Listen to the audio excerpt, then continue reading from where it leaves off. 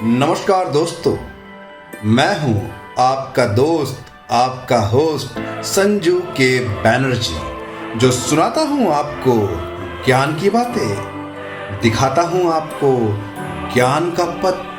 तो दोस्तों, आज मैं आपको एक उत्तम ज्ञान के पथ पे लेके जाने वाला हूं, जिस ज्ञान को प्राप्त करके आप अपने जीवन को और उत्तम बना सकते हैं और आपके जीवन में जो भी, आपके परिवार में जो भी खटखट पिट है उसे ठीक कर सकते हैं। तो चलिए आपको लिए चलते हैं एक बहुत ही सुंदर ज्ञान के पथ पे।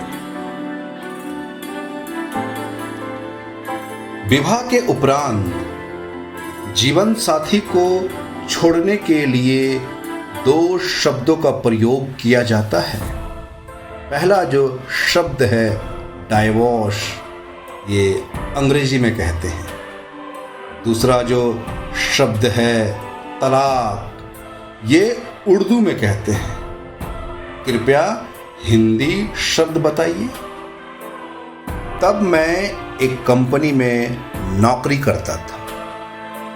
एक दिन खबर आई कि एक आदमी ने झगड़े के बाद अपनी पत्नी की हत्या कर दी। मैंने खबर में हेडिंग लगाई कि पति ने अपनी बीवी को मार डाला। खबर छप गई। किसी को कोई आपत्ति नहीं थी, पर शाम को दफ्तर से घर के लिए निकलते हुए प्रधान संपादक प्रभास जोशी जी से सीढ़ी के पास मुलाकात हो गई। मैंने उन्हें हाथ जोड़कर नमस्कार किया तो कहने लगे, संजय, पति की बीवी नहीं होती। पति की बीवी नहीं होती? आप यकीन मानिए कि मैं एकदम चौंक गया। बीवी तो शौहर की होती है, मियां की होती है, पति की तो पत्नी होती है। भाषा के मामले प्रभास जी के सामने मेरा टिकना मुमकिन नहीं था। हालांकि मैं कहना चाह रहा था कि भाव तो साफ है ना, बीवी कहे या पत्नी या फिर वाइफ, सब एक ही तो है। लेकिन मेरे कहने से पहले ही उन्होंने मुझसे कहा कि भाव अपनी जगह है, शब्द अपनी जगह।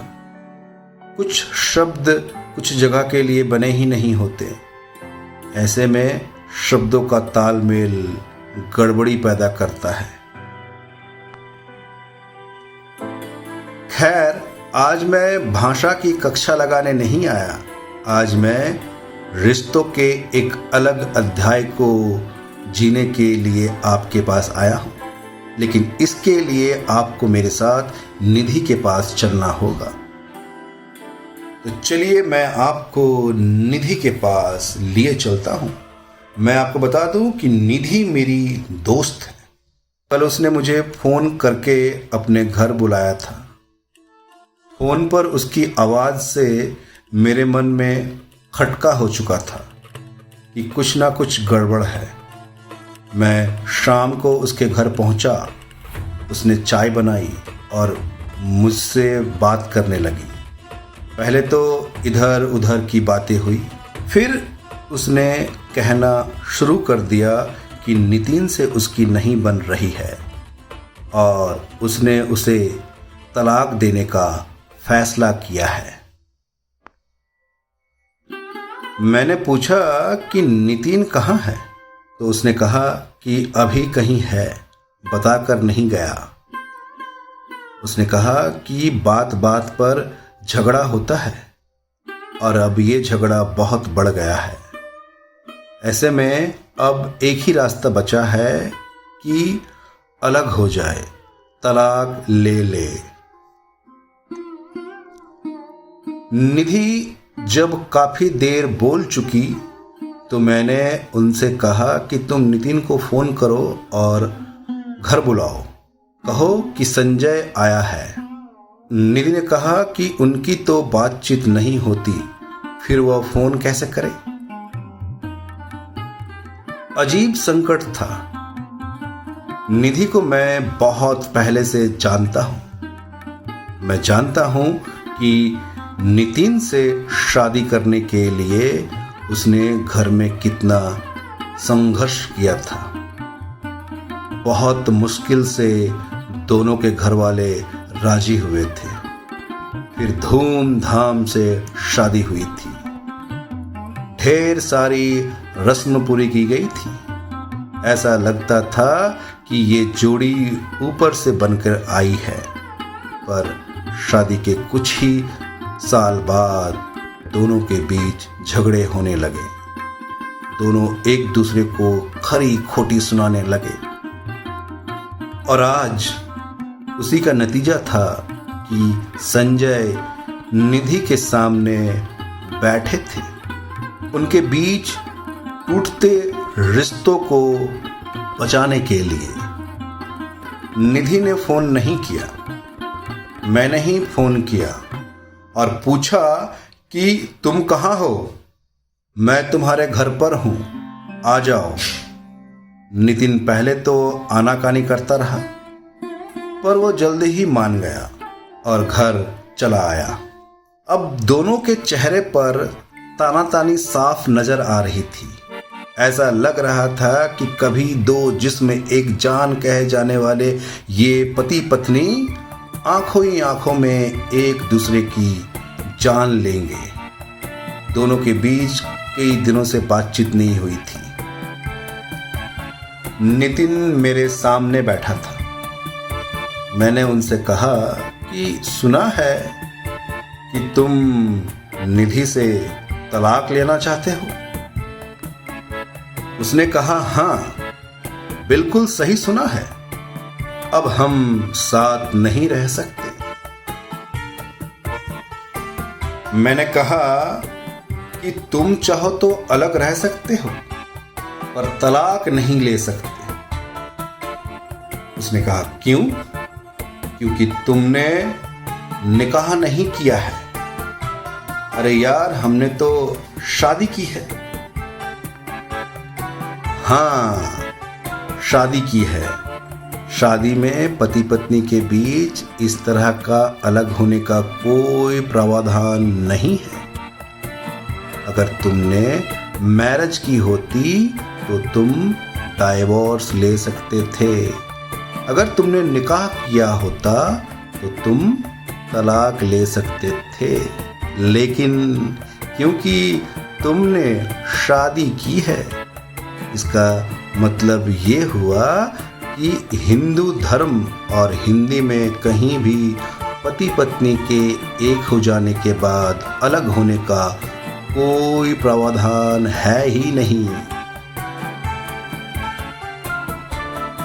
मैंने इतनी सी बात पूरी गंभीरता से कही थी, पर दोनों हंस पड़े थे। दोनों को साथ साथ हंसते देखकर मुझे बहुत खुशी हुई थी। मैंने समझ लिया था कि रिश्तों पर पड़ी बर्फ अब पिघलने लगी है।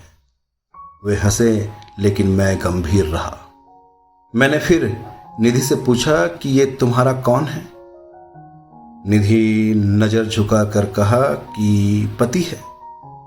मैंने यही सवाल नितिन से किया कि ये तुम्हारी कौन है?